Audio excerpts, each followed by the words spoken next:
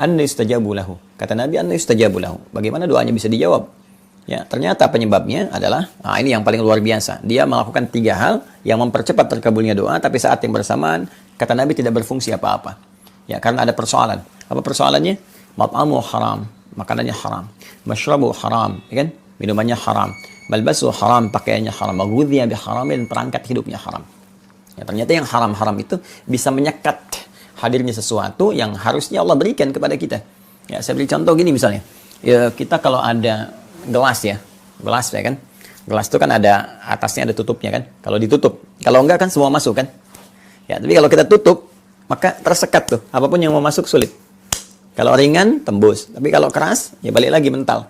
Ya, seperti itulah cawan hati kita. Kalau kita bermohon dengan kebeningan, air bening masuk, susu masuk, kopi masuk, yang enak-enak masuk semua.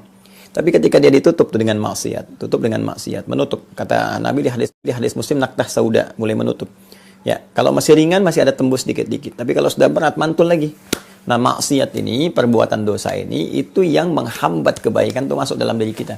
Sedangkan Allah itu thayyibun, innallaha thayyibun la yaqbalu illa thayyibah. Allah itu maha baik, ya, tidak menerima kecuali dari yang baik-baik, dan tidak sampai kepada kita pun anugerah Allah karena Allah maha baik, nggak akan menyatu dengan yang kotor. Ya, jadi harus kita bersihkan dulu, harus dihilangkan dulu yang kotor-kotornya ini. Ya, karena itu maksiat, harta haram, ya kan? Makanan haram dan sebagainya itu tidak sangat sulit untuk mendatangkan jawaban dari doa, termasuk juga hidayah. Hidayah itu Allah berikan, cuman mental kadang-kadang. Ini yang menyebabkan telinga dengan adzan nggak peka. Lihat orang sholat nggak ada getaran, ya kan? Yang tembus ke dalam jiwanya. Disampaikan ceramah kebaikan malah anti, ya, malah menyoal atau kadang-kadang mencela dan sebagainya. Nah, ini menunjukkan ada sesuatu yang salah dalam perilaku hidupnya. Maka apa yang harus dilakukan supaya doanya kemudian cepat terjawab? Yang pertama dia tobat dulu.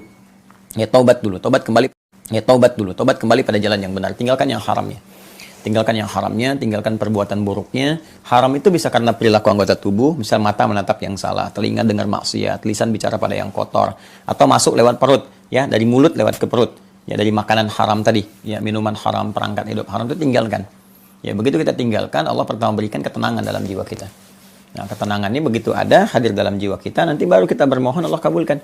Ya, kadang-kadang kita diminta untuk beribadah dulu, untuk menutup dosa-dosa kita sebelumnya. Seakan ingin mengatakan gampang, doa dikabulkan itu gampang. Tapi, kalaupun dikabul, sementara kamu masih banyak dosa, bagaimana menutupnya? Maka kita kadang-kadang dipacu untuk meningkatkan ibadah.